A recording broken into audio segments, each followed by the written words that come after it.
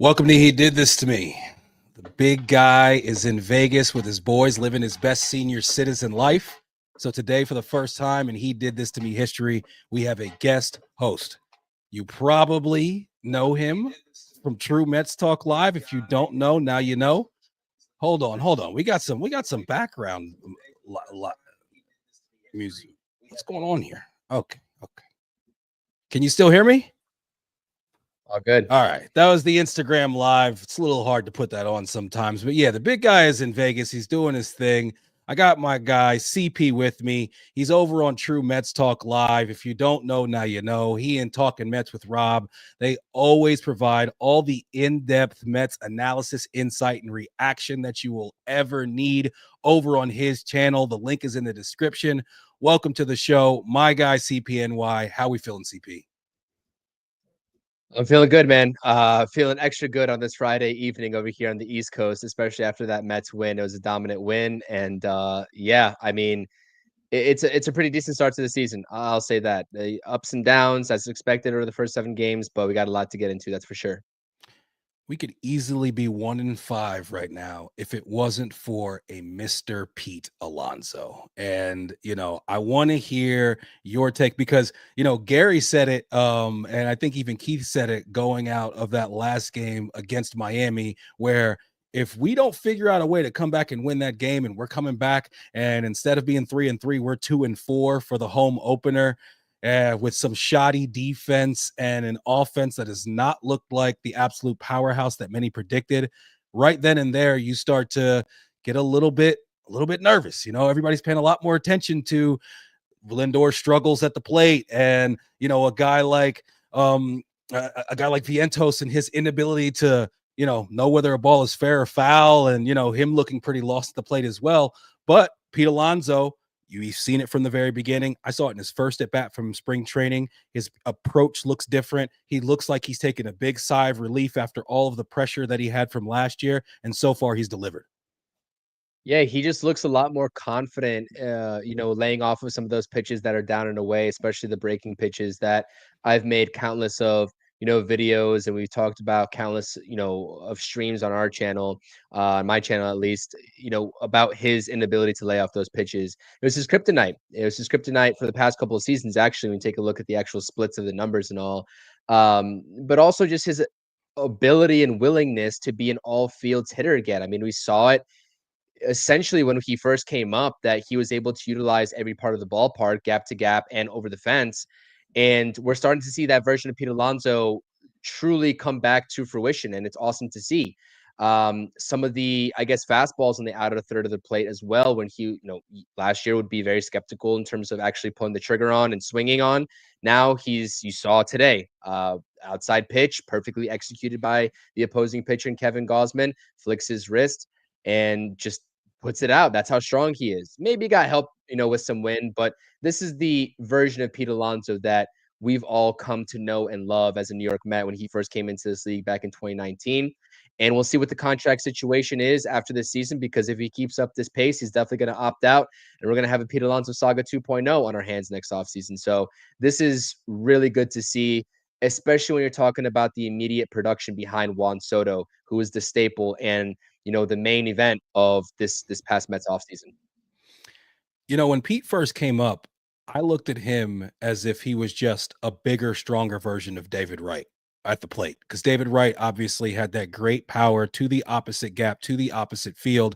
And then somewhere along the line, my dad always says he never wants Pete doing another home run derby ever again. He says it always ruins him. He says he's got a long, going back to speak of the devil, David Wright. He's got a long, superstition against guys doing the home run derby. And with Pete specifically, when he's going to that opposite gap, he's so strong. Like you said, today was simply a flick of the wrist. Off the bat, I thought that ball was, a fly ball into right field, but it keeps going, it keeps carrying, and we see he's got a home run to dead center, and he's got 2 home runs to right field, and he continues to just have an approach where he's not swinging at that breaking ball that is down in the dirt or going way outside on him, and he has the ability that when he gets himself into counts, when he knows he can see the ball in a certain spot and drive the ball, he doesn't miss very often. And I'm just really excited to see what happens with him this season. I've been very, very optimistic with my Mets predictions. I know I threw up 99 wins on your page. I still think that that's a possibility. It seems like a lot,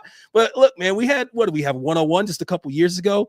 So it's definitely within range. And then also, I think Pete's going to have such a year. I really do think Pete's going to have like 45, 130 this year with this lineup being what it is and with this new approach that he has. And if he does that, my prediction is we don't even get the saga because there's no opt out, because him and the Mets get together in season and go ahead and take care of that extension and make him a Met for life like he is supposed to be. It's wishful thinking, especially with who his agent is, to be honest with you. That's not really how they operate. But, if that's the case, then I'm definitely going to take it, to be honest with you. It's going to be very interesting because, the opponent of the New York Mets right now, the Toronto Blue Jays, also have a superstar first baseman themselves that is going to hit the open market. So it's going to be very curious to me how that plays out in terms of the actual money. But, right now, with the deal that Pete Alonso has under his belt, he is the highest paid first baseman officially on this short term deal, 1 year with an opt out for that second year. And I think he's going to play like it. I mean, last year you saw all the struggles. No doubt in my mind that some of those struggles, I'm not saying all of them, but some of those struggles were definitely due to that contract situation being in the back of his mind. You saw him pressing at times. And let's just face it, the lineup last year wasn't as, they went to the NLCS, of course, but it wasn't as formidable as this season's. This season's lineup beats last year's lineup. And that's just a simple fact of the nature in terms of looking at it on paper. But they've got to come, ready each and every ball game. And if Juan Soto sets the tone, Francisco Lindor as well. Pete Alonso is going to have one of those type of seasons. Now, 45 and 130 is ambitious, but I definitely do hear you. I absolutely agree that we could see that type of version of Pete Alonso, and especially if Lindor and Juan Soto are getting on base before him, because there's really nowhere else to put Pete Alonso. They could walk him, but I mean, you're not going to put the bases loaded with, Nimmo or Vientos coming up, whoever is in that four spot. So it's a good problem to have as long as those top three guys are clicking all cylinders. And hey, if Nimmo continues to swing the bat as he has thus far, which I love from him, opposite of Pete, he has not watched some of those strikes that he's typically watched earlier in his career. He's jumped all over those pitches, and he's hitting like a true cleanup hitter. What ends up happening in this offseason, especially in regards to Vlad Guerrero, really to me has a lot to do with what we end up seeing out of Vientos this season. Because obviously Vlad Guerrero has played some third base before. That's a spot for him where he could fit in with the Mets. And then, I mean, you tell me, like, when it comes to Vientos this season, like, are you starting to get a little bit worried, or you feel like it's early and he'll be okay? Well, I know that you're on my side of things in terms of the actual Juan Soto batting second situation. And the reason why I was always on the, in the camp of Juan Soto batting three was to put Vientos in that two spot for him to get better pitches to hit in that two spot. Because again, Francisco Lindor does his job in the leadoff spot as he did pretty much all season long after a slow start. And then they moved him into that leadoff spot, performed at an MVP caliber rate. There's really nothing to do to Mark Vientos minus give him fastballs. And if you walk him, then you're in some deep, pardon my language, but you're in some deep shit if you pitch to Juan Soto with guys on first and second base. And so that was really my thing, is that I know Juan Soto can hit too, and he can be a perfect, player and have perfect production, just as he did in the Yankees uniform last year, batting second in front of Aaron Judge. I know that. I get it. He's done it multiple times in his career, but he also has a lot of success in the three spot. So it's not really a situation of Juan Soto and gearing this lineup towards the best production of Juan Soto, because you're going to get production no matter where Juan Soto bats. Is putting Mark Vientos in the best spot.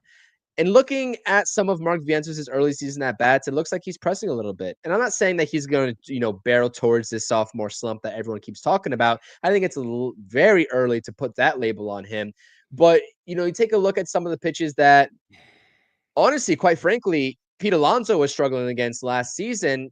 The early at bats of Mark Vientos kind of mimicking that just a little bit in terms of those down and out breaking balls.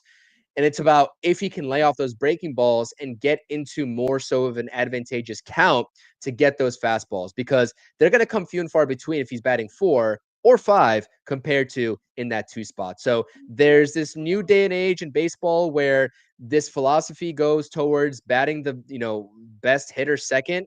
And there's advantages and disadvantages to that. And I understand the advantages that everybody talks about in wanting to bat Juan Soto second, but this could be just the old school baseball fan in me. There's other advantages where you bat him third because you have now a struggling Mark Vientos in his second full season, and you need to get him going. And the best position for him to do that in is batting second. So that's something that I'm going to be paying attention to all season long in terms of how Carlos Mendoza really is adjusting and making his lineups.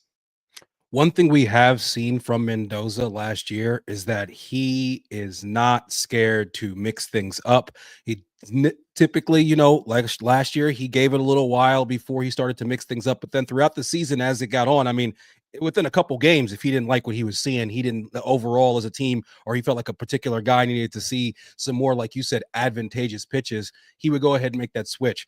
We are both a little bit more traditionalist when it comes to lineups, as far as like Pete being just a prototypical cleanup hitter and putting Vientos in that 2 spot. Like you said, it is going to get him a lot more pitches that he's going to be able to handle, because on either end you have, MVP caliber players.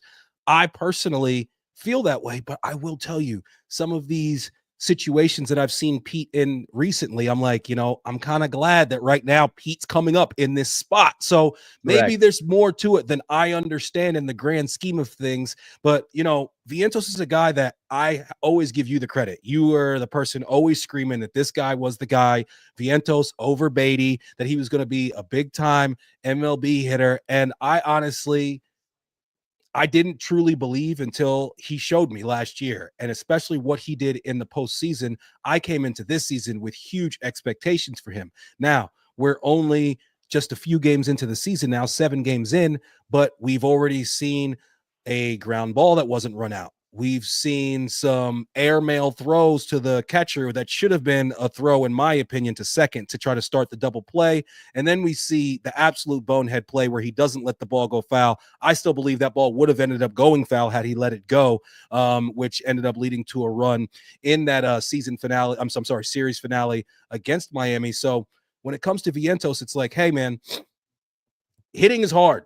We see a lot of guys go through slumps. Everybody's going to go through them. Lindor, perfect example. He has, again, his beginning of this season downturn that he's starting with. But the things like running, hard to first base, and the things like making the right plays. And I coach Little League Baseball. I coach 8-year-olds. You have to scream at them before every single play what they need to do if the ball gets hit to them and what they need to do if the ball doesn't get hit to them. We don't feel like major leaguers should need to know that.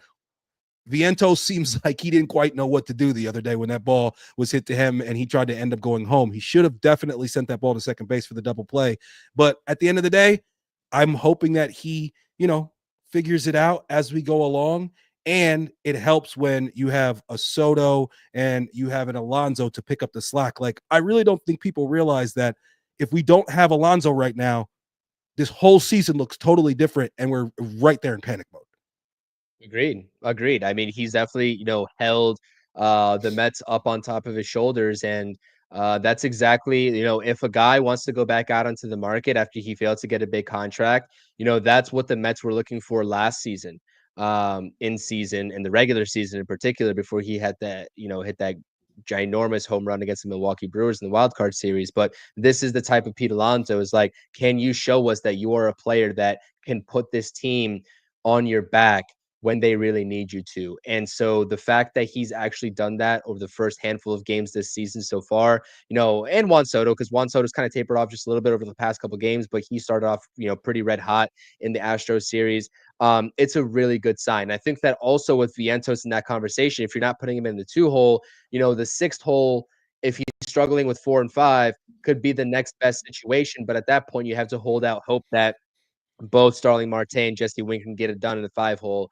Am I the most confident in that right now? No. Starling Marte is having an okay start to his regular season. But again, ideally, your top 5 is going to be the top 3 that you're seeing right now, plus the combination of Nimmo and Vientos, any which way you shake it between 4 and 5. But if Carlos Mendoza feels like, with the young guy, Mark Vientos, who's 25 years old right now, and only his second full season of work, needs to bat 6 and let one of the veterans hit 5, so be it. I trust in Carlos Mendoza 100%. Yeah, I definitely trust in him. And like I said, I'm especially, hopeful that he will make the one thing about him that I think we all need to think about as Mets fans, and just to be able to, when things don't exactly go perfect, is that he pushed all the right buttons last season. It seemed like everything he did came up roses.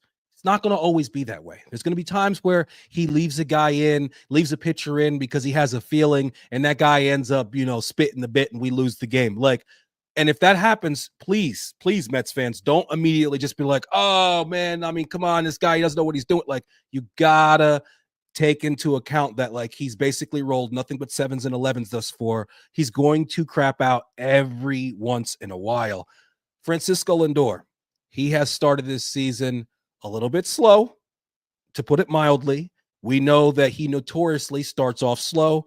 He had the 2 errors in the Senga game. He was very upset with himself about those 2 errors. Felt like he was the one that, lost the game for Senga and for the Mets. I love the fact that he dealt with it the way that he did. I love the fact that Senga responded the way that he did, talking about the fact that he has to pick him up sometimes. But with Lindor, do you ever get worried when you look up and he's hitting 136 currently? He did have a leadoff double today, almost ran himself out of a very good hit. That was not smart by him. With a decent tag, he's out at second base to start off the game, but he does end up getting in there, and that's what counts. Thank God we have replay. Without replay, they score 2 runs today, and that Pete Alonso 2-run home run doesn't even happen. So thank God we have replay in the game these days. But at the end of the day, are you at all worried about Lindor, or do you feel like it's just his typical slow start and he'll be just fine? The latter. I mean, definitely. We saw it back in his Cleveland Guardians days. I mean, we saw it last year, right, in the 3 spot before they made that inevitable switch. And I honestly think that even if he was left in the 3 spot, he would have been fine and he would have kept that same pace, because we see it time and time and time again. Is it frustrating as hell because, us as Mets fans want to come out of the gate swinging? You see a Braves team that is, 0 for right now, 0 for 7 to start their season. We're like, perfect. We can take advantage, get a little bit of a cushion on them. The Phillies are rolling. The Marlins are off to a pretty decent start, but they're going to taper off. It's like this division can be, you can put a cushion in between yourself and a very, big division rival early in April while the schedule is not so tough. And then you look at the June schedule and it's like, oh, that's a pretty tough schedule with the Dodgers, Braves, etc. Yeah, it's frustrating as all hell. I'm not going to lie to you, especially seeing it after, season after season. This season, last season, really, my goal was going into the season was like, can we see a good start from Francisco Lindor? We know that he's going to turn it around, or turn it on, I should say, late May, early June. And what he's gonna do in those months from June onward is going to make up for everything that we saw in the first 2 months of the season. But think about, like, he finished second in MVP voting last season with a really slow start.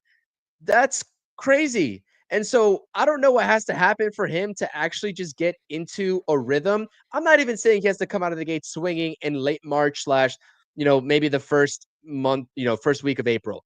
Mid-April, if we can see prime Francisco Lindor instead of mid-May, early June, that's a win in my book. Let's see it. But in terms of if I'm actually worried about him or not, absolutely not. I think he's a very even keel type of player. He of course he plays with emotion, as does every player, but he seems to be very in the game, very in tune. I think those 2 errors that you saw in Miami was just very uncharacteristic. Of course, it came the day after he took the off day uh, because of the birth of his child. Congratulations to him as well. But yeah, I'm not worried at all. I don't think any Mets fan, especially with what we've seen over the past couple of seasons from Francisco Lindor, especially last season with the MVP caliber type of season, should be worried about him until further notice. Obviously, things are fluid and subject to change, but I can't press the panic button on Francisco Lindor. Yeah, definitely no reason to be worried. I agree with you there. Even, I mean, one of those errors, it wasn't a horrible hop, but it wasn't a great hop either, and that ball Sure. ends up Yeah. hitting him on the heel of the glove. It's kind of hard to make that adjustment in such a short, window right there.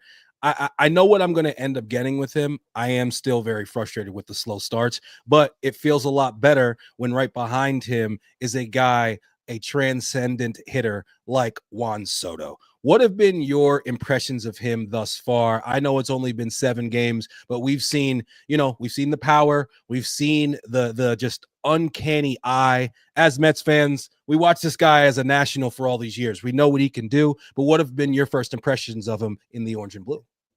Not even like the results off of what we get from Juan Soto. It's just his presence in the lineup in terms of how opposing pitchers have to go about pitching to the Mets lineup. Everything and the game plan has to revolve around Juan Soto. And this is exactly why you're seeing the type of start Pete Alonso's getting off to, is because the pitchers and opposing coaches, right? And even the catcher who's calling these pitches, presumably, they're game planning for Juan Soto. And you know, I'm not saying that they're just going to forget about Pete Alonso. Of course, like they're professionals at the end of the day, but just the effect that he has on an everyday basis, he can go ahead and pop out, or he can walk. And that's the one issue that I also have with him batting second, is that he is more prone to walks and he really doesn't make the most immediate stamp on the lineup in terms of overall production and making pitchers pitch to him in the 2-hole rather than potentially the 3-hole, with a couple more hitters getting the opportunity to get on base while he comes up to the plate. But on the flip side of things, again, he can be like a secondary leadoff hitter, because if Francisco Lindor gets out, this guy's probably going to draw a walk, to be honest. Nobody's going to really want to pitch to him. And those free bases could end up mattering, as we've seen here. Prime example was to set up the Pete Alonso Grand Slam in Miami.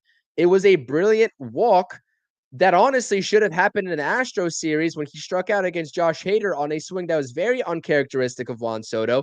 Everybody was making fun of him. That's not a Mets fan on social media. I know that people were applauding that, especially Yankees fans. But you know what? That was very uncharacteristic. I feel like he really thought that he needed to be a man, or the man in that moment, right? He is the man, but just extra with the new team, right? And really showing in the first series why he was signed for $800 million, 765 plus incentives, of course. But you just hand the baton off. And I think that that was the adjustment that he made. And the Mets are going to benefit from that. This guy is a just through and through professional, World Series experience, right? I mean, winning a World Series, appearing in the World Series last year, losing it, of course, in the Yankees uniform. This guy is only 26 years old. We're not even talking about him in the prime of his career yet, which is the most ridiculous thing that I've ever seen, honestly. And so, yeah, I think just his overall impact to this lineup, not really needing that end result being a base hit all the time. A walk's going to do fine. Honestly, if he strikes out, that's fine, because opposing pitchers are probably throwing the kitchen sink at him. And that, honestly, as we saw last season with them doing so to Francisco Lindor, is able to get the on deck hitters and in the hole hitters, so to speak, accustomed to what the pitcher is throwing if they're throwing the whole bag at Juan Soto. So I think just his presence makes all the difference in the world. And we're not even talking about on the field, we're talking about organizationally as well, in terms of the brand of the New York Mets, the vibes around the New York Mets, and just the overall imagery of the New York Mets in general. Um, and I don't really have to speak much more about that, because as soon as that contract was signed, as soon as we figured out that Juan Soto was coming to Queens, um, I mean, just the brand of the New York Mets got stronger right then and there. That's it. Absolutely. I mean, it's funny because I was at my kid's school today picking them up, and I had my Mets hat on, and a guy said to me, he said, "Hey, how do you feel about Soto?" And I said, "I mean, come on, I couldn't be more ecstatic." And he was like, "Yeah, I'm a Yankee fan. It was tough to see him go." And I'm one of those Mets fans who I don't hate the Yankees. And he and I were able to have a nice, quick, fun conversation about it. And he was saying how just the way that he approaches everything, you're going to see that change your entire lineup. And I don't know if that has to do with Pete being a little bit more patient and a little bit more deliberate at the plate. I don't know exactly how that affects each individual, but I know that when I watch him up at the plate, I feel so confident that he is going to, at the very least, get a good swing on the ball. It's baseball. He's going to fail more than 70% of the time. We know that to be the case, but he's going to deliver quite often as well. And we still haven't even seen this guy get red hot. And I can't wait to see what it looks like when we start to get multiple guys in the lineup, doing their thing at the same time. The other thing about Soto is, what's the knock on Soto? Bad base runner. He seems like he's running the bases pretty well to me. Today, he stole a bag.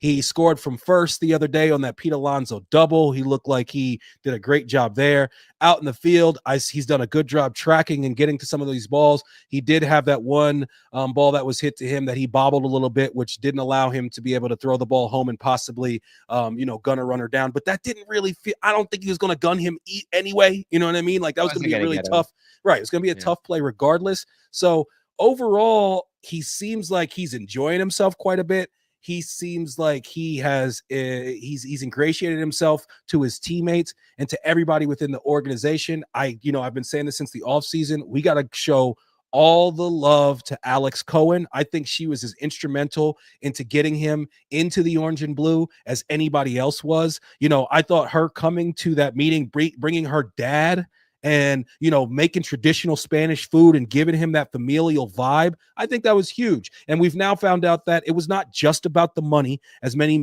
Yankee fans would like to make you believe. It was about him coming to a certain situation where he not only had the atmosphere that he wanted, but he had an ownership team that he knew was going to be willing to do anything possible to be able to make sure that they put a winner on the field for the next 15 years. With that being said, what did you think about Soto and Lindor and some of their comments about Alcantara after the game? And it seems like they really would like to have him come to the Mets. And I just thought it was a little interesting how strongly they spoke about it when asked. Yeah, I mean, I think Sandy Alcantara's his track record speaks for itself. I mean, outside of the injury, unfortunately, that he sustained, that kept him out most of last season, if not all of last season, actually, because I think it was in 2023. But yeah, I mean, I think that these players know that there's an obvious need on this team. I think that most fans know that there's an obvious need on this team, especially when you take a look at just the roster construction on paper. We kind of went into this season, I was a little bit more accepting of the way that this rotation was constructed, especially given the offense and the bullpen, right? And kind of letting things play out in the first half of the season. Maybe they didn't want to overpay for a guy like Garrett Crochet, who just landed himself a nice deal and is kind of dominating over He there in looks good. Boston. If it looks very good. I mean, the Mets just simply didn't have the tools in their farm system to compete with what Boston gave up. And honestly, Boston has a lot more prospects even still left to spare. So they made out very well in that deal. Clearly, the Padres are. I don't really know how serious they ever were to dealing Dylan Cease or Michael King, despite the ownership, I guess struggles and what they're still trying to figure out over there. They're off to a raging hot start, 7-1. They took their first L today as well. I think everything is fluid. I think that David Stearns understood that, and he didn't want to go ahead and make a rash decision in this offseason. Now, there are critics of David Stearns that would argue, when you get to midseason, and if you're still looking for that ace, which I think the Mets are still trying to figure out who that's going to be this season, because are we going to get Kodai Senga, the 2023 version back of Kodai Senga? Can David Peterson take and continue that step that he took, in the second half of last season, carried that over to this season? Clay Holmes hasn't been his sharpest in the first two starts of the season. He hasn't been terrible, but he hasn't been spring training Clay Holmes. You can argue that nobody really knows who the ace of this staff is, especially with Sean Manaea still on the shelf and kind of getting shut down for the next 2 weeks in the recent news, which is unfortunate, and that the Mets are clearly lacking that ace of the staff.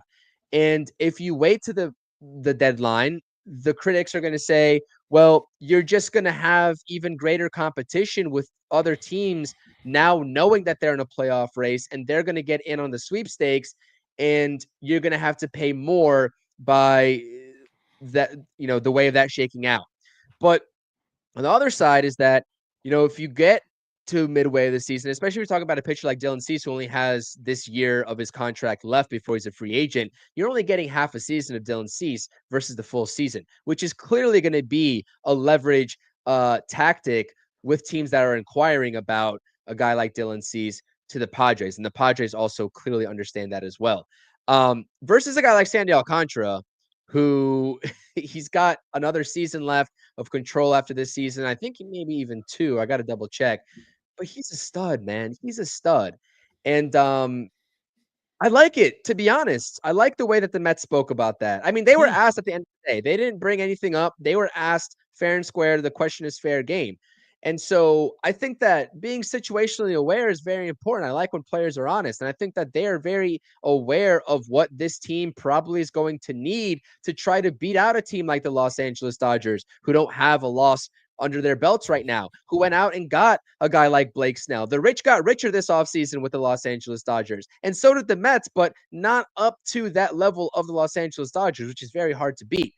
So you're going to need to get a guy like that in the door. So I think that they are just calling it as it is. Understand that this rotation can carry this team probably through and make it through the first half, but they're going to need an ace lockdown guy, and hopefully David Stearns is searching for one. Now, is an in-division trade for a guy, of the caliber of Sandy Alcantara going to happen? I don't know. I'm not confident with that. We'll see. But the Mets and Marlins have had at least a little bit of a history, not in terms of like making trades happen consistently, but definitely negotiating. I mean, they were interested in Brett Beatty way back when he was actually worth something at that point. I mean, he's just off to a terrible start, so I don't even want to open that can of worms. But I think that it could happen. It's a little bit unlikely. It's the way that I'm assessing it. But I like the Mets being very honest in their answers to answer your question. So I personally would much rather the Mets go after, say, a Dylan Cease for all the reasons that you said, with him being a rental, not having to give up the prospect haul.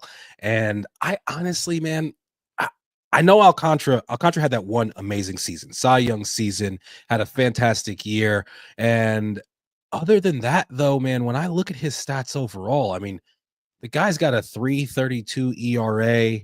He's coming off of Tommy John. I'm not out here saying you give up the farm for this guy. I don't feel like that about him personally. I mean, I've seen him dominate the Mets plenty, and I know that he definitely is a top of the staff ace type, pitcher, but I just don't know. And especially he would have to be red hot between now and the trade deadline for me to really feel good about the Mets going out and giving up, multiple top 10 prospects for this guy. And I would much rather go and take a flyer on a guy who might be more of a rental. And then in the offseason, if he has a good year and we want to bring him back, we got the richest owner in sports. We can do that. I do really feel a little bit more bullish on our rotation than I think a lot of people do. Sean Manaea, when he comes back, I'm really, really, I'm just confident in what I think he can do. He seems like the type of guy that as long as he can be out there on the field with what he figured out last year, he is a guy who's going to be able to give you innings and be effective. I like what I've seen out of Senga so far. Senga, I thought, looked pretty good in that initial start. I think he'll continue to get better and improve. Clay Holmes, first start, opening day, not so much. Second start, some cleaner defense behind him, and I think he ends up going like 6 strong and having a really good outing. McGill, I've loved what I've seen out of McGill. McGill, once again today, took care of business, was not able to finish out the 6th inning. The 2 walks, you could tell he was very annoyed with himself as he was walking off of the mound. He's got to still continue to keep that focus where he can throw strikes throughout and not have those little blips where all of a sudden he's walked 2 guys and now you got to get yanked or you find yourself in really big trouble. Peterson, very similar. Almost all those things I just said about McGill, I could just say the same thing about Peterson. I've always been super high on him. I've always felt like he has all the potential in the world. And I thought that after he came back last year from that hip injury, he was fantastic. And then in the postseason, what he did, the save against Milwaukee, he was great. So I'm very bullish on all of those guys. Frankie Montas has began throwing again.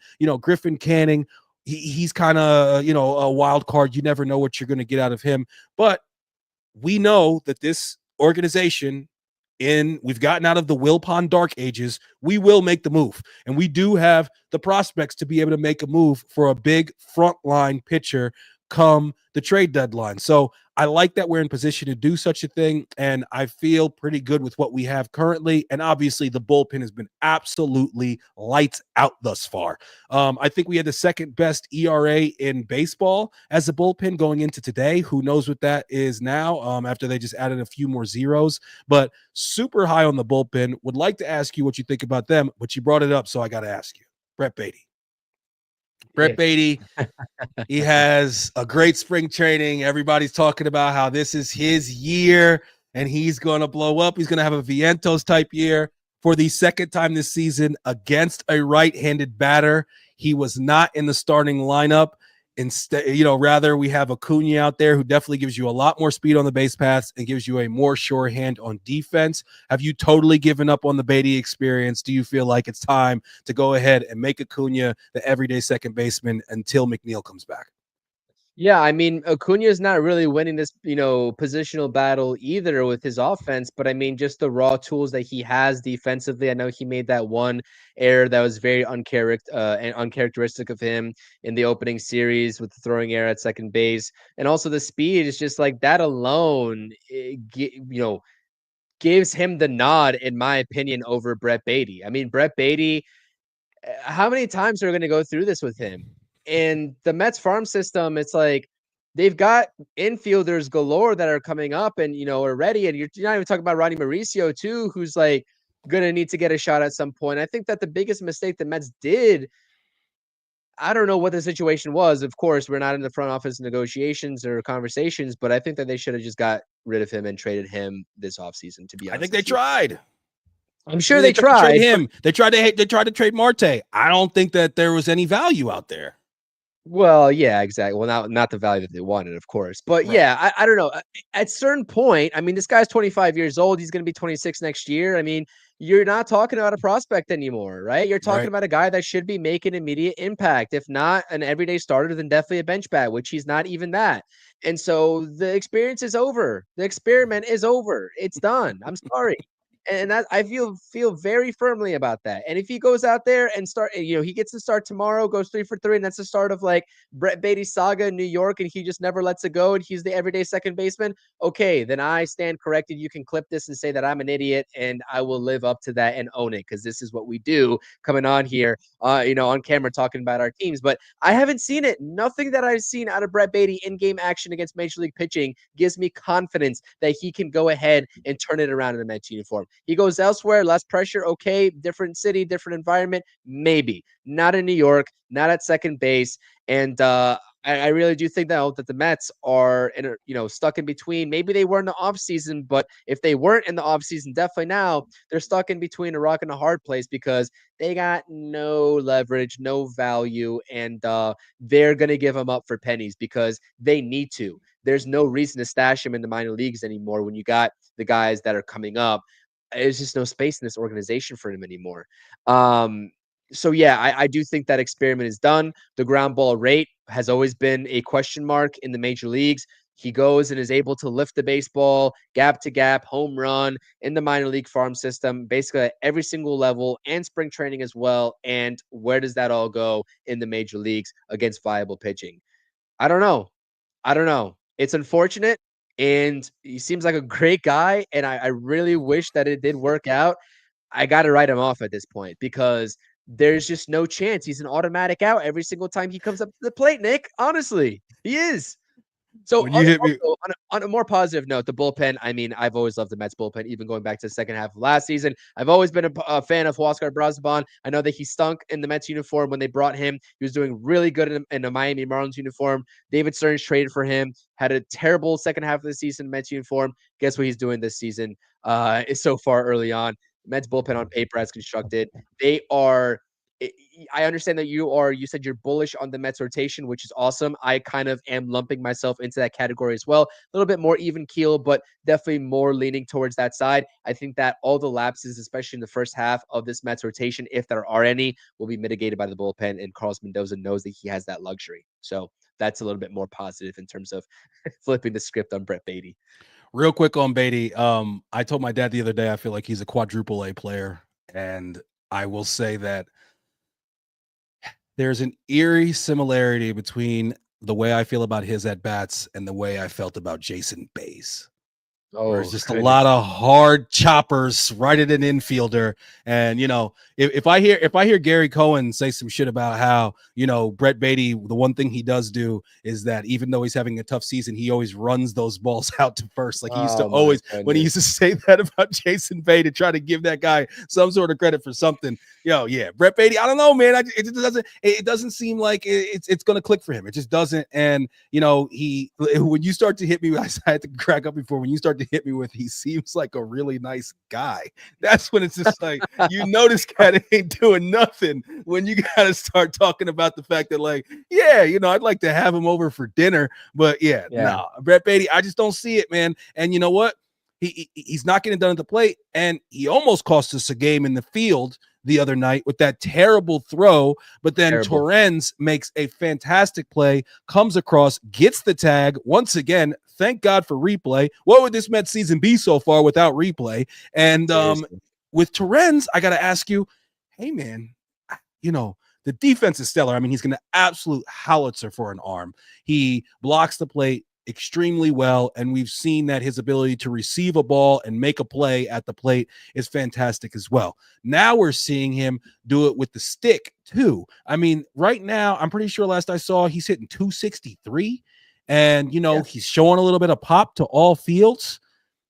I know that Alvarez is supposed to be, our darling, and is supposed to be he's so great at calling games and he's got such power, but he's typically hitting in the low 200s. He, goes through long stretches where he seems like he's an automatic out. He's terrible at blocking the plate. He's terrible at blocking balls. And, he does that one knee thing, which drives Keith bananas. And I Yeah. got to start to wonder, man, look, I know that we have a lot invested in this guy and that he has some positives, and our record with Alvarez last year and without Alvarez last year was so stark in contrast. But do we ever get to a point where we're like, yo, I mean, is Torrens a better everyday catcher? He very well could be, but I don't think that we're going to see anytime soon that the Mets commit to that. Hmm. And I do think that objectively, Torrens has played himself into a lot more playing time. And I said it on the post game that we just did with myself and Rob here tonight. He's definitely played himself into more playing time, maybe let's say an even split with Alvarez when he gets back. But again, like we have to realize what Torrens is. He's a veteran and he is a damn good catcher. I 100% agree. And the Mets should be very in the business of winning the most ball games as possible. And Torrens could very well be the guy to make that happen more so than Alvarez, potentially. But I think that, when looking at the future, and I know that we don't want to look at the future, we want to know, we want to win now, we want to win now, we want to win now. That you are right in what you just said, that there's a lot invested and there has been a lot invested to Francisco Alvarez. And I think that the actual worst thing that happened to Francisco Alvarez was changing up his swing in the offseason. I don't see any success from Francisco Alvarez's new mechanics coming his way. And you're talking about getting rid of all his power. And those mechanics, to me, just at face value, of course, I don't really know. I'm going off of nothing here, but just a couple of spring training games before he went down with an injury. I think that this hitting coaching staff, especially Eric Chavez with his approach or whatever it is, I don't think they're maximizing his potential. I don't think they're maximizing his power potential. Listen, this guy's not going to hit 260. He's not going to hit 270. I'm sorry. He's not going to do it. This guy's meant to be a power hitting catcher, right? Doubles, home runs, and strikeouts.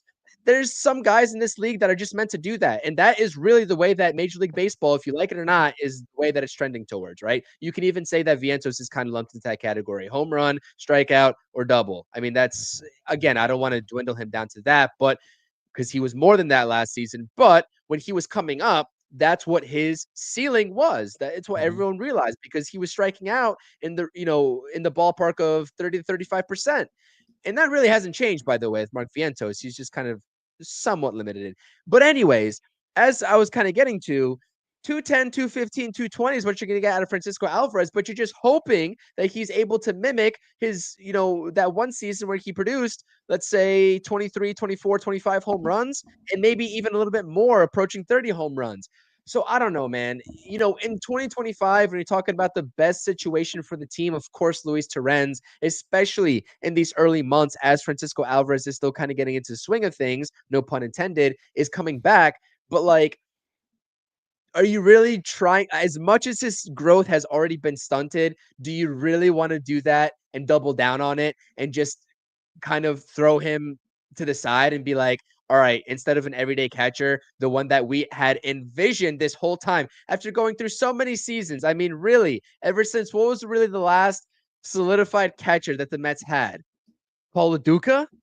I mean, how many seasons did we go where we had Josh Tolley, freaking Brian Schneider? I don't even know. That's going way back to Brian Schneider, right? Travis d'Arnaud. I could name you Wilson Ramos, James McCann. We went through all of these catchers, and we finally had a top 3 prospect in the entirety of the MLB pipeline, Francisco Alvarez. He finally showed something with his bat in terms of the pop, and now we're gonna just throw him to the side. I don't know if I can buy into that, Nick. I know that a lot of people are gonna say, "Yeah, this is how you win the most ball games in 2025." I understand that. I think that would be a mistake, though. I think it would be a mistake.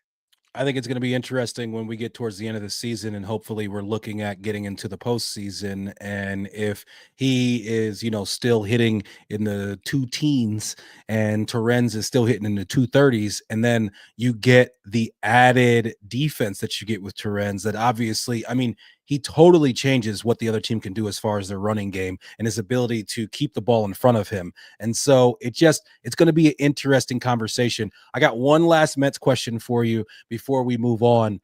I know that you want to have some left-handed arms in the bullpen, but can you explain to me why Danny Young, I guess he's Danny Young is he's got his spot in the bullpen as opposed to Daniel Nunez, who is throwing 98 down in AAA? Yeah, I think it was just more so of like an injury kind of just ramp up for the Mets. I think that in an ideal scenario, if they really wanted to rush him, if they thought that he was actually ready to be rushed, then they would have.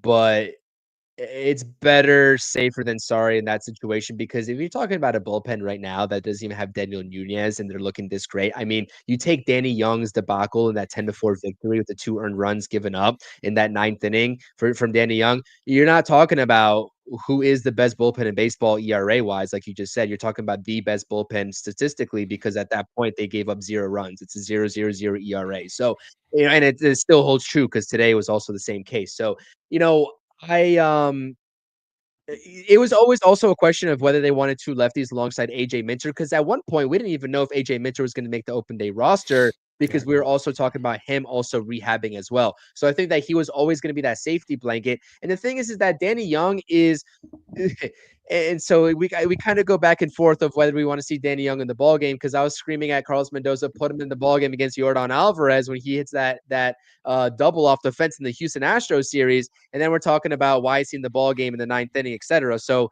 it's kind of like, give or take situation with Danny Young. But yeah, he shouldn't be on this roster as soon as Daniel Nunez comes back.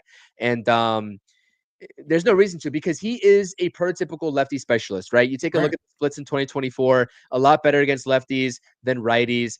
His command is virtually 0. I don't think he knows where the ball is going half the time. Same thing as Huascar Brazaban, who actually has it under control this season, which is great. And you see the results. But, in today's day and age, when you have the 3 batter minimum, lefty specialists are gone. You have to pitch to both sides of the plate, and Danny Young simply can't do that. So he is going to be in AAA soon. Actually, he's not going to be. He's going to be put on waivers soon. He has no options left, and I think that he's going to clear waivers. Maybe some team might pick him up just because they're like, oh, let's look at his splits. Oh, he's good against lefties, but when he's in versus righties, no team's going to pick him up. And even if he does clear waivers, maybe the Mets are feeling generous and they're like, all right, go back to AAA. There's no reason to. There's no reason to.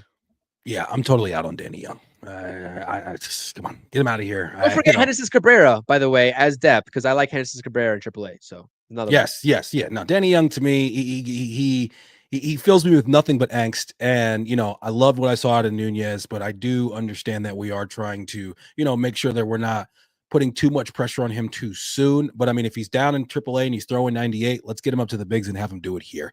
But yeah, I'm out on him. Really excited to see what can happen with this season. It just feels so good to have a team that, hey, we're we get to one game within the World Series. We feel like we're a good team. We go out, we add the best hitter in baseball, a generational talent. We don't lose anything. That's why it was so important that we brought back Pete, because it was like, let's not, swap Soto for Pete. Let's add him to what we already have. Now, if we could just get Winker to stop looking at strike 2 and 3 when he's up 3-1 in the count, and if we could get Marte going and have some health, I'm one of those people that I was actually kind of glad that we weren't able to ship Marte. I think that Marte's got some real clutch hits still left in that bat, especially if we're not asking too much of him. And I'm just really, really excited for what we could possibly see this season. If the pitching can hold up, then I think that we have a really good chance. And like I said, I have every confidence that this organization will add to the pitching staff as we get closer to the deadline.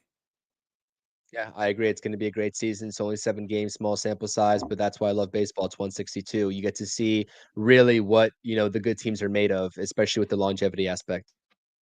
Yeah, you can't get too high or too low, man. I mean, the Dodgers, they look like they're absolutely unbeatable right now. But as we know, a couple injuries here, teams get hot, teams get cold. There will be a time where we're like, oh my God, what are the Mets doing? That's going to come at some point.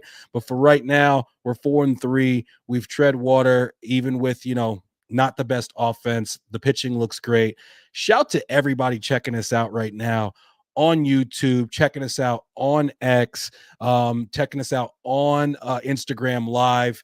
We are on all 3 platforms. It is me and my guy CP standing in for the big guy today. Look in the description, True Mets Talk. If you want Mets information, he is your guy. Go subscribe to his channel. Check him out. Pre-games, post-games, analysis. I don't know how he has so much time. He doesn't have 3 little kids like me, but he's always on. I'm always getting a notification that he's going live. So make sure you're checking him out to keep up with everything that's going on Mets. And yeah, man, it's been a little while since you talked Knicks. You still know how to talk about those guys at all? That's the thing. It's funny is I have no idea how you're feeling about the Knicks currently. We got Jalen Brunson. He is supposed to be coming back this weekend. He went through a full practice. We got Campaign and Deuce, both supposed to be back any day now. We got OG turning into an absolute demon over the last few weeks with Brunson out, looking like the $240 million player that we signed. And we have Mikal Bridges starting to wake up a little bit here and there. I know you always haven't been extremely excited about Bridges this season. He did only shoot 6 times in the previous game. Talk to me, CP. How are you feeling about our Knicks? I don't know, man. It just seems like we know. I don't know. I hate to start it like that, but I'm just like, I don't know. Is it baseball season yet? You know what I'm saying? I've been in Oh, Mets land. But listen, I just feel like we know what the ceiling of the Knicks is going to be in the playoffs. I just feel like that. You know what I mean? I take a look at the game against the Cleveland Cavaliers, and I'm like, I was very adamant that the Cleveland Cavaliers could be frauds at the beginning of the season because I've seen it before. We'll see what they do in the playoffs. I'm not saying it's off the table, but them and the Boston Celtics, it just seems like you look at the East and it's like, how are the Knicks getting past those teams? You know what I'm saying? And it's just kind of hard for me to get excited about that because it's like we've seen the New York Knicks, in the second round of the playoffs for the past couple of seasons. Like we've seen that already. And so I'm done talking and being excited about that. And I think that's where a lot of Knicks fans are at. Of course, we're satisfied. Playoff basketball, like we can't ever complain about that, right? We're gonna watch playoff basketball. They're locked in. They're getting back healthy. Like you just said, all the guys coming back, especially Jalen Brunson, is going to be a huge boost. I mean, when he went down, I was like, at that point, I was just like, I hope that's not like season ending or something like that, because that's how scary it was in my mind.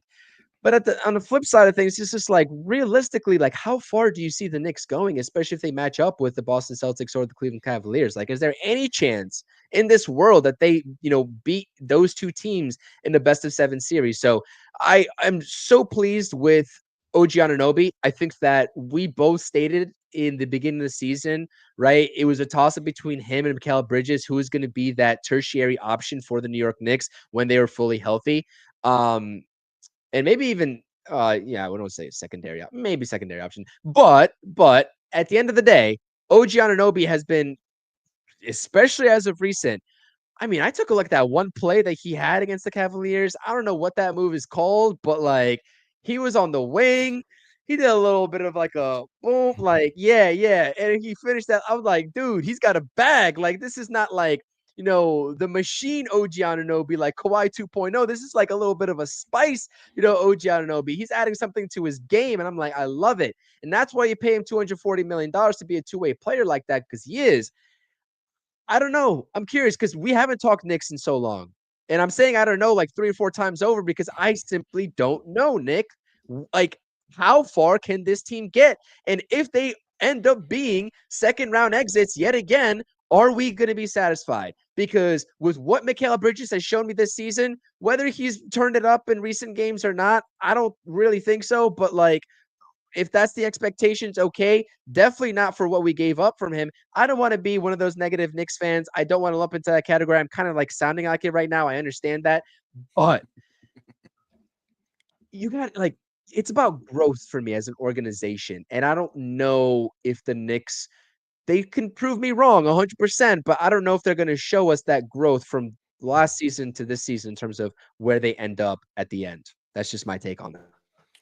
Yeah, I mean, getting out of the second round is going to be tough. If everything ends as it will now, well, like right now, actually, we'd be matched up with Detroit in the first round, which I'd much rather see Milwaukee in the first round of Detroit. Detroit makes me Agreed. very nervous. They play Yeah. hard. Cade Cunningham is a huge, very, very good guard, and I do not feel good about playing them in a playoff series in the first round. Though I still would pick the Knicks to win. I think it'll be a tough one. I think the Bucks, we put them out in 5 if we play the Bucks, especially if they don't have Dame. But I think even with Dame, and I think with Dame, we almost play the Bucks a little bit better, even though he gives you what he does on offense. Defensively, he's so small that it's one of the few people where like Brunson's size isn't such a huge disadvantage.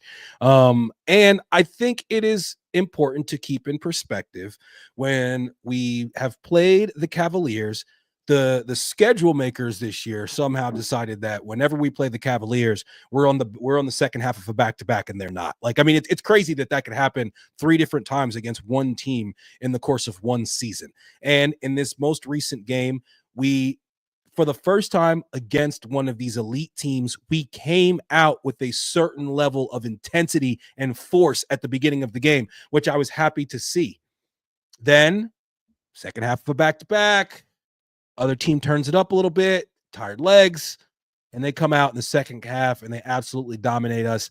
And that didn't leave me as like crestfallen coming away from it as some of these other losses to elite teams where I almost feel like the Knicks kind of got punked a little bit. I didn't feel that way with the game against the Cavs, especially without us having our leader and then also our second and third string point guards.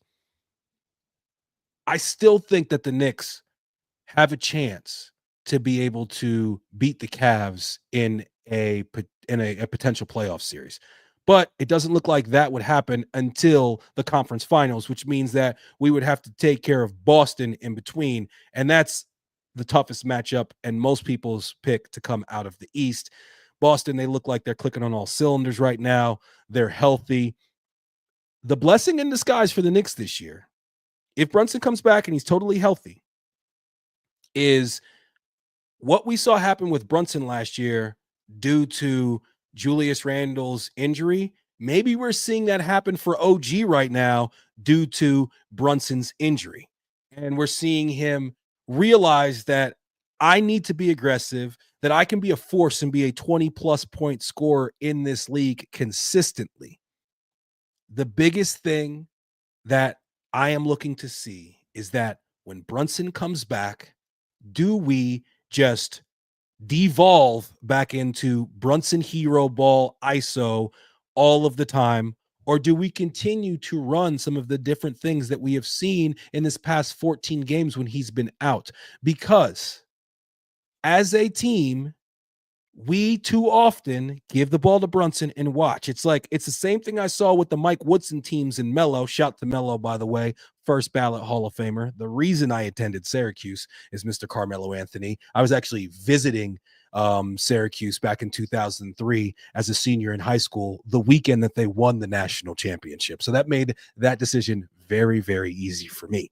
But your boy, Brunson, he's got to make an adjustment. But more than that, the coaching staff has to make an adjustment. Now, I have always been a person who has been extremely pro Tom Thibodeau. I have been extremely thankful for Tom Thibodeau. I feel like he brought us out of the dark ages and he has been a fantastic coach. I think Tom Thibodeau is a top 10 coach in the NBA. I do not think he's a top 5 coach in the NBA. And I think when we play against those top 5 coaches, they somewhat run circles around him. And I think we've seen that this season when we play against some of those upper echelon teams with those very forward thinking coaches. It looks like they are game planning for the Knicks in a way that we are not doing for them. Chris Herring came out with an article in ESPN on ESPN where he is detailing some of the different things about Thibs, and he clearly is like a sergeant in the minutes police. And just some of the different statistics that have come out that have shown that Tom Thibodeau does often run his starters more than other coaches typically do. I've been somebody who has fought against this for years now. I say it's a lazy narrative. This season, he has been guilty of that. I have seen some things with Tom Thibodeau where I'm like, hey, man, these guys can't finish the game in the manner that those guys can because they're all around 33 minutes and our guys are all around 41 minutes. And you can see that the other team starters are fresher at the end of the game.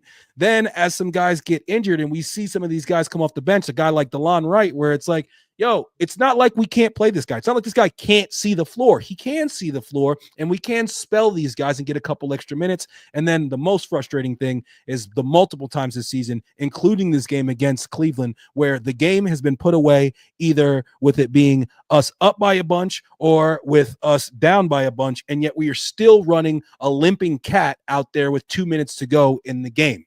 I have to say that overall, I really think that whether or not Tom Thibodeau is going to be the coach that's going to get the Knicks over the hump and what the Knicks are going to be able to do moving forward is going to come down to when Brunson gets back, does he force the team to continue to play an offense that is based more so on movement and getting multiple guys involved as opposed to just giving it to Brunson and hoping that he saves us? What do you think about Thibs and his role? And do you feel like he is somewhat to blame for where the Knicks are currently?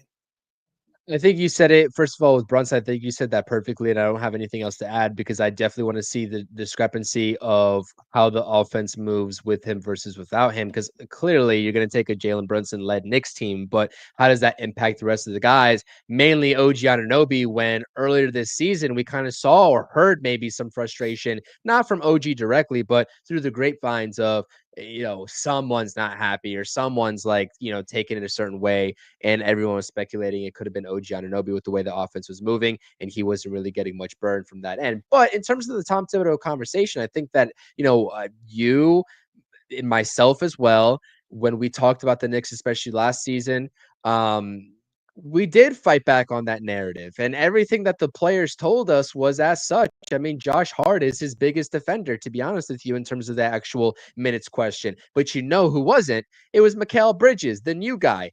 And I don't really know how to take that, to be honest with you. And I'm not saying that Mikal Bridges is wrong because I call him out for not being the guy that we thought he was going to be in a Knicks uniform, because I'm still going to say that about you, Mikal Bridges. But,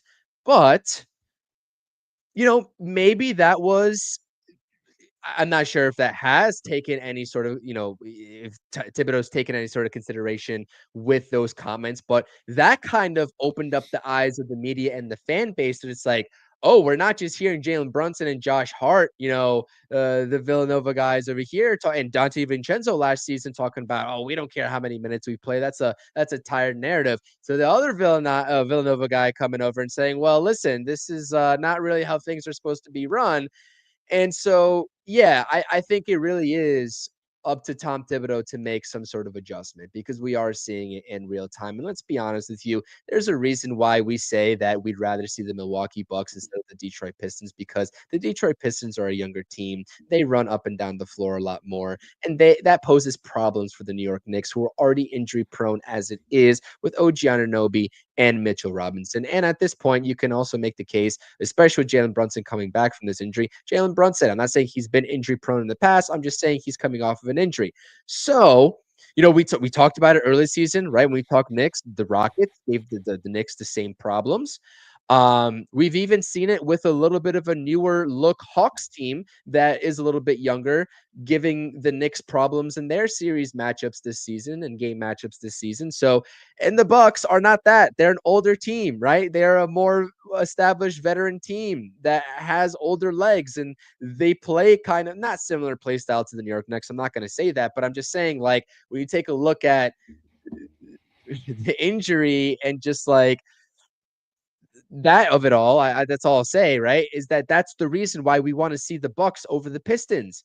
And of course, we're not going to say that the Pistons are going to beat the Knicks in a 7-game set. We're not going to say that, but they give us a more of a problem, not because they're more talented, but because they're fresher. They're younger. They've got more explosiveness to them. They can run up and down the court more than the New York Knicks can. I actually believe that. I think you actually believe that too. All Knicks fans believe that, because we've seen that issue be persistent with those teams in this season. And there's really a reason why the OKC Thunder are the best team in basketball right now, record-wise, because they are also falling into that category. They have some injuries too, but they are a fresh young team. Very well constructed, by the way. So yeah, man, I think Thibs is definitely part of the problem, and I think that I will say that. Is he all the problem? No, I don't think he's all the problem. A couple guys need to step up. I mean, really, talk about Mikal Bridges. I hate to just put this on Mikal Bridges, because I think that Six shots against Cleveland. I That's my mean thing with Bridges. You can't shoot 6 shots in a game ever. Period. correct.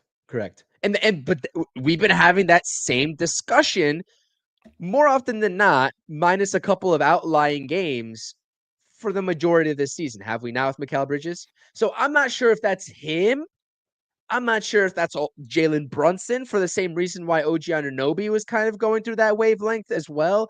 I don't know who to chalk that up to, but quite frankly, that's not in my, job description, nor yours. That's Tom Thibodeau's job. And It has all he comes back to really Tibbs. Exactly. Tibbs has to figure that out. exactly Tibbs has to figure that and he out. Tibbs hasn't. has to say, hey, we got to run some more sets for Mikal early to get him involved, because when he Yeah. doesn't get involved early, he kind of fades away. We got to make sure that we're getting, Anunoby involved. And especially my biggest pet peeve with the Knicks and how they run offense is that, first of all, we can't inbound the ball. Why is it that we never run an inbound play? It's always just, all right, you guys get open.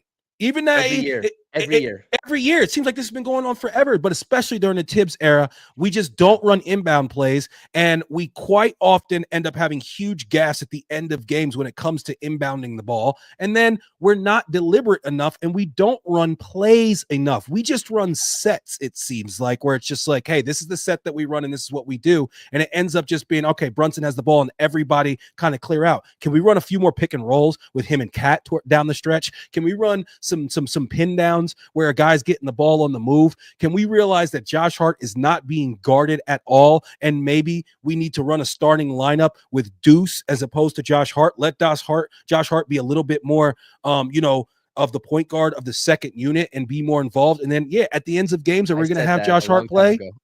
Yeah, I mean, I feel like the Deuce, and the thing is that all of the statistics bear this out. I watch Hot Hand Theory with my guy XJ and my guy Jeff. They do great. They do great work with the Knicks, and they're friends of the show. They show me some love. I appreciate them very much. And I still a lot of stuff I say from them, because the way that they break down the fact that Deuce being on the floor, not only is he the member, he's a member of our top 6 lineups in overall rating for the entire season. No other player is the member of their team's top 6 lineups, and it's like not even close. And also how Brunson's numbers are so much better when he has him on the floor, because you don't have a guy in Josh Hart that you can just totally not pay attention to at all. And Josh Hart plays a lot better with the second unit. So I don't understand why it doesn't seem like Thibs understands that. But I know that this guy knows a lot about basketball. Whenever I say stuff like this, my dad gets mad at me. He's like, what? So you know more about basketball than Thibs? No, but that doesn't mean I can't disagree with him. And I do disagree with the fact that we too often run our guys too much. Guys, and I'm not even talking about blaming the injuries. Like Brunson didn't sprain his ankle because of Thibs and he was being played too much. No, I'm talking about us being able to finish games strongly. And us being able to, at the end of a game, have a lineup out there that doesn't look like they're absolutely spent. There's too many times this year where the Knicks look totally spent at the end of a game. And it's because you look up in the box score and it's like, okay, they're all over 40 minutes. If you look at the some of the different statistics, and I don't know if you read that Chris Herring. Did you read the Herring article by chance? No.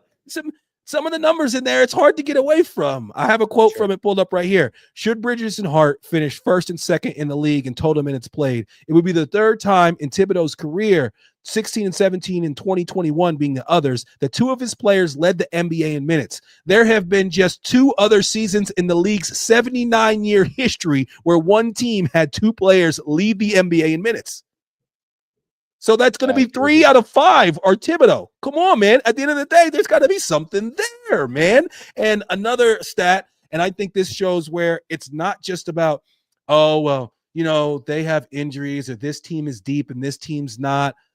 The Knicks have been fairly lucky on the injury front this year. Our starters have played more minutes as a unit than any other unit in basketball. I think sometimes when people talk about the total minutes of some of our starters, I think that stat is not fair because they've been so relatively healthy that, of course they're going to have the total minutes. Now, the minutes per game, that's a little bit different.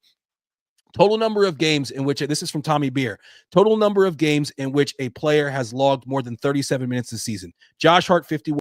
Mikal Bridges, 43. OG Anunoby, 40. Donovan Mitchell, 2. Wow. That's an organization having a plan and saying, hey, this guy, especially Donovan Mitchell, a guy who's been dinged up, routinely throughout his career, we're going to pull his minutes back. We're going to have him more fresh and have him fresh going into the playoffs. And clearly, thus far, hopefully there's no catastrophe for them. We like Donovan Mitchell. He's a Mets fan. He's a good guy. But, there's something to it, man. And you look at that OKC team, same thing with them. None of those guys average huge minutes. And I mean, SGA is putting up an MVP season, and even he is not averaging huge minutes. When the Iron Man of the NBA has something to say about feeling like they're playing too much, you have to take notice. Now, the light at the end of the tunnel for me is this. I have always said that this team, for them to be able to continue to level up, they all have to evolve. And Tom Thibodeau is included in that. And I'm hoping that he can somewhat evolve. I've seen him evolve with the way that we play offense. We shoot a lot more threes than a Tom Thibodeau team ever did prior to these last few years. He's adjusted with the new NBA. I also think that you cannot quantify how much a guy like Johnny Bryant meant to this team. Look what he's doing over in Cleveland. I don't think Tom Thibodeau's going anywhere, by the way. His ties to Leon Rose, he just signed an extension. I think that the Knicks' best case scenario is that we get a young offensive-minded assistant in here that can get in his ear and make him understand that there's certain things that we need to do like a more modern NBA team. Those being running a more motion-heavy offense with more elaborate sets that end up in either threes or dunks. You see other teams, they run a play where they end up getting a lob on us, and it's like, I know that they had 3 or 4 passes before they got to that, but that's what they were running. Like that was the end of that play. From the time from that set when they run it in practice, that's how it ends. And it just happened to work on us. And we have to guard the 3 and not help as much. I think those are 2 things that we do like an old school NBA team where we really, really try to guard the paint and we really, really help a lot. Those 2 things in modern day NBA, if you're helping, it's going to be swing, open 3. And the statistics show it.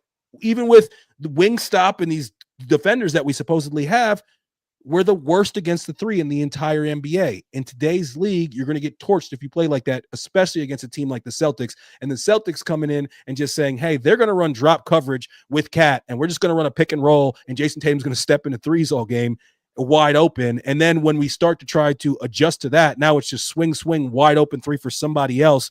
We have to adjust and play a more modern style. And we're going to see when Brunson comes back if Thibs is able to make some adjustments or if he's stuck in his ways. And if he's stuck in his ways, he's going to hold us back now and long term.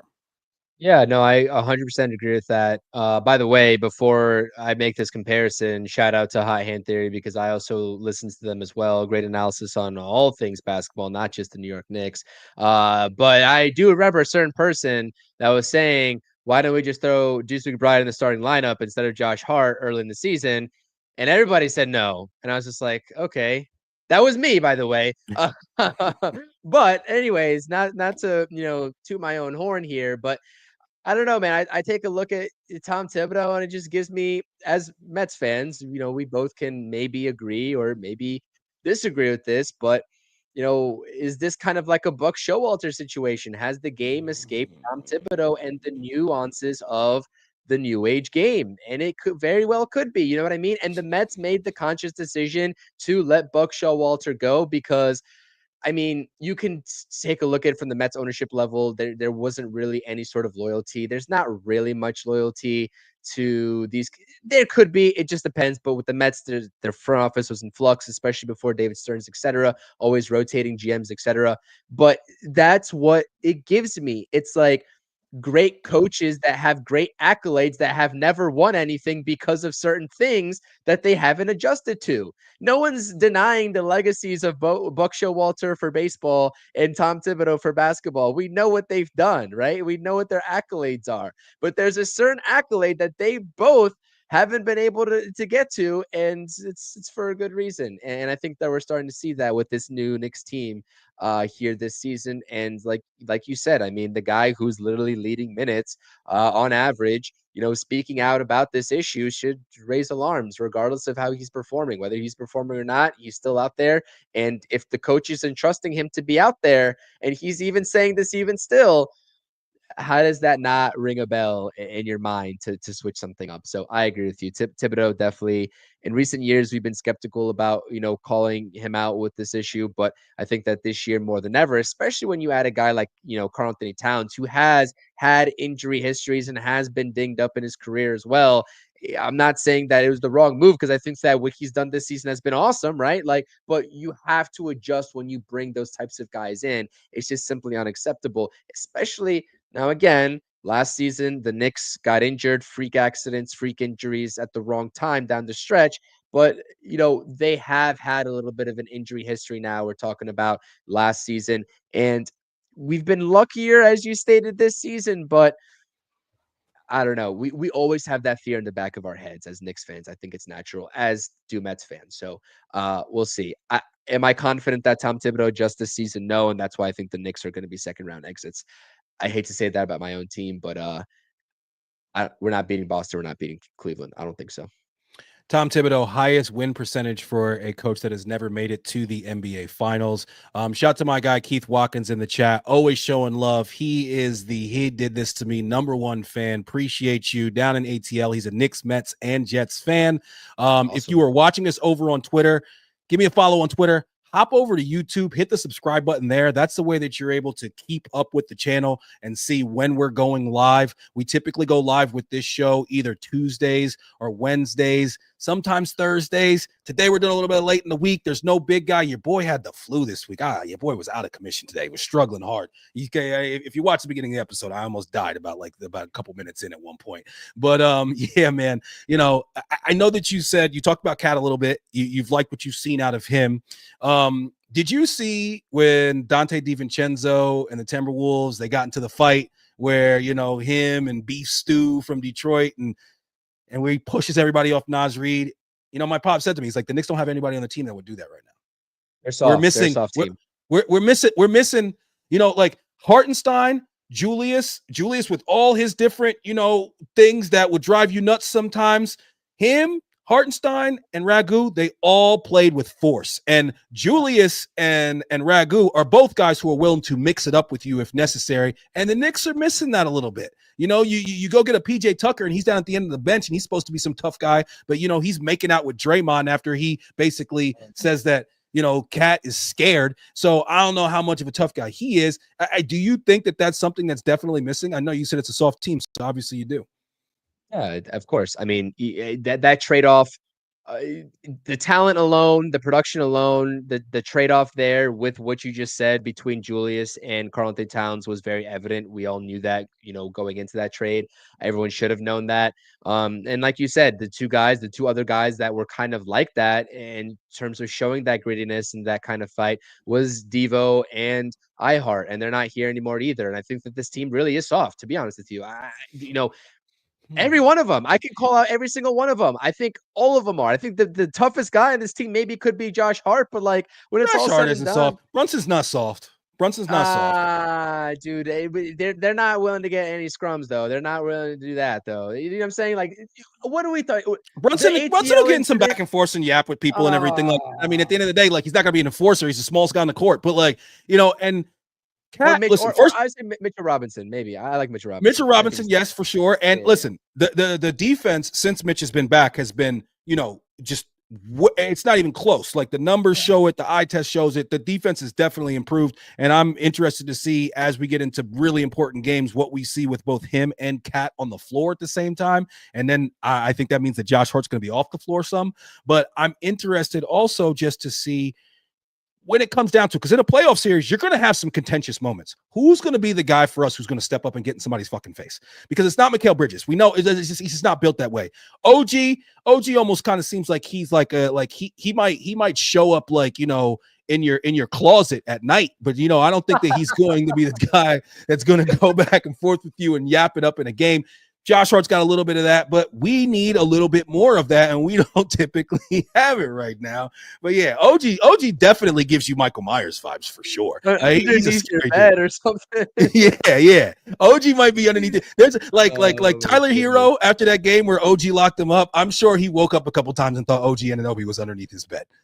That is the funniest shit I've ever heard, bro. And I 100% agree with you. He just has that like psycho mentality. It seems like he's just so quiet, and you just know something's cooking up over there. Yeah, man. I don't know, man. I think this team is soft, dude. At the end of the day, How do we fix that though? What are we going to add some tough guys in the offseason? A couple guys in the offseason that we're going to add that are a little bit more tough guys. I want a rangy wing. Like who I would love for the Knicks to add this offseason? Kelly Oubre. yes, I like Kelly Long Oubre a wing, lot. strong, plays Yeah. hard. Doesn't need to get a ton of minutes, but when you ask him for some, he can hit a shot here and there. And we need another couple more guys like that just play with a little bit force, a little bit more like nasty. Yeah, I like Kelly Oubre.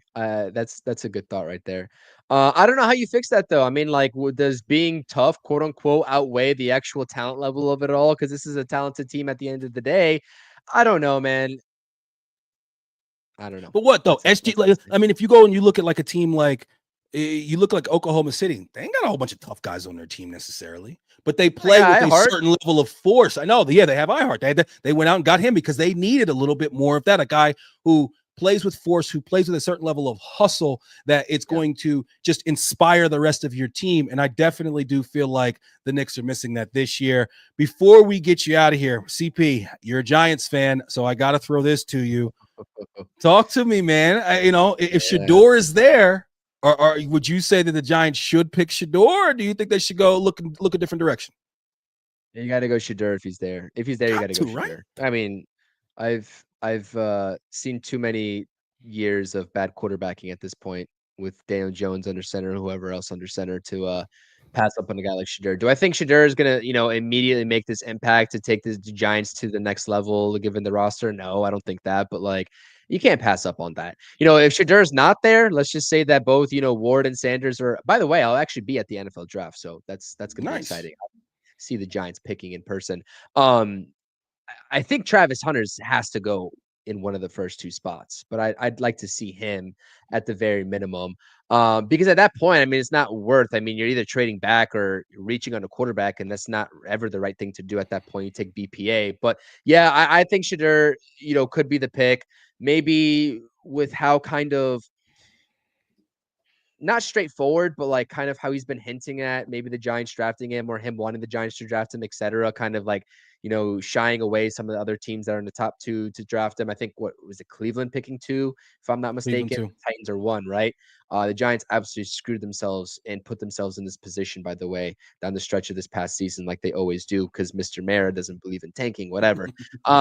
But yeah, I think Shadur Sanders has got to be the pick, to be honest. And I'm done with this best player available, don't reach on a quarterback, and wait till next season, because this is not how things work, to be honest with you. And they haven't worked like that in that manner for the New York Giants in the past. And quite frankly, I'm done being the laughing stock of the league at this point. I mean, no shade to the Jets. I know you guys are kind of used to that, but for me with the Giants, like, I'm expecting something. We got a little bit of a pedigree here in this organization and the history to it, and it's all gone to shit in the last decade. So I'd like to see us get back to winning ways. With the Jets, I don't know what's got to happen over there. They got a whole makeshift. I don't know what's going on.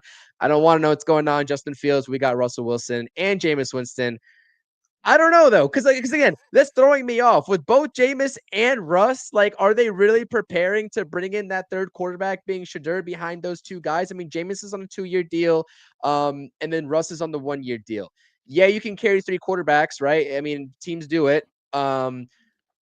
You'll have Russell Wilson for the lone season, and then you'll have Jameis being the mentor to Shadur. I don't really know how, like, what the plan of that all is, but to my short answer, right? The short answer here is Shadur's got to be the pick, in my opinion.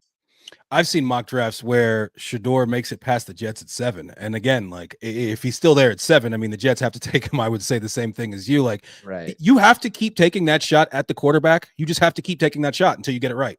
And it's a crazy inexact science, but at the end of the day, if you have a chance to add a guy who had the type of success he did, who comes from the pedigree that he does, I think you have to take that shot. And all of this talk about his arrogance and whatnot.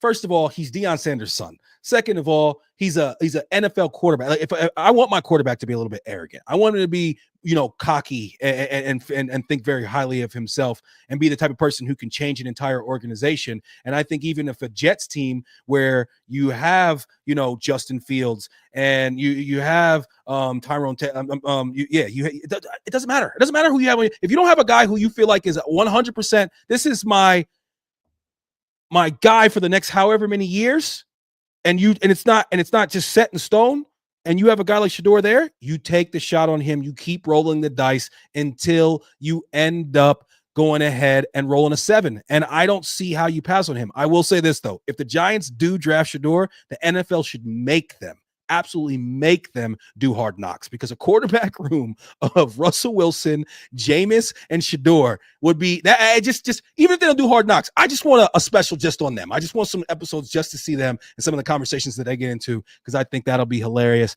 But hey, CP, man, I really, really appreciate you coming on, stepping in for the big guy today as he's off partying in Vegas. Thank you for coming in. You were one of the first people to ever feature me on their show. And you're doing great things over there with True Mets Talk, you and Talking Mets with Rob. I tune in all the time. I say again, if you're a Mets fan and it's not something that you're watching regularly, you're definitely missing out. Appreciate you today. Thank you for coming on. Absolutely. Thank you for having me. It was a pleasure. And yeah, hopefully we're talking about some good wins for the Knicks and the Mets moving forward. Hopefully, my friend. All right, everybody. Next episode of He Did This to Me will be next week. Appreciate you as always. Peace. Yeah.